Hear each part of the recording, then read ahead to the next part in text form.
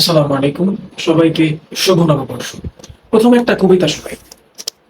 মধ্যযুগে মুকুন্দরাম চক্রবর্তী চণ্ডীমঙ্গল কাব্যে কালকেতুর ভোজন অংশে লিখেছেন, মুচড়িয়া গোঁফ দুটো বান্ধিলেন ঘাড়ে, এক শ্বাসে সাত হাঁড়ি আমানি উজাড়ে।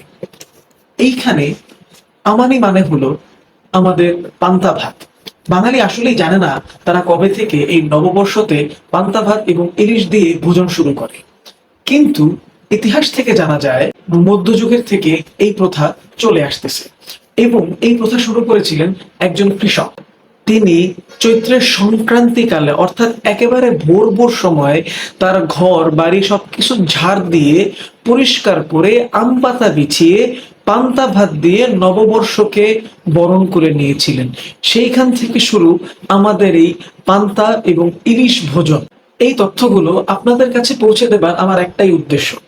বাঙালি হোক কিংবা ওয়েস্টার্ন খাবার, সবকিছুর শুরুই কিন্তু এই কৃষিকাজ।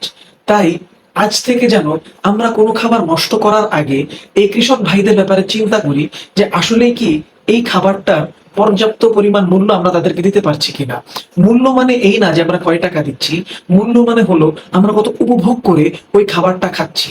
আমরা যত উপভোগ করে ওই খাবারটা খেতে পারবো, আমাদের কৃষক ভাইদের মনে ঠিক ততটুক শান্তি এবং স্বস্তি বিরাজ করবে। আবারও সবাইকে শুভ নববর্ষ জানিয়ে আজকের ভিডিও শেষ করছি। আসসালামু আলাইকুম ওয়া রাহমাতুল্লাহ।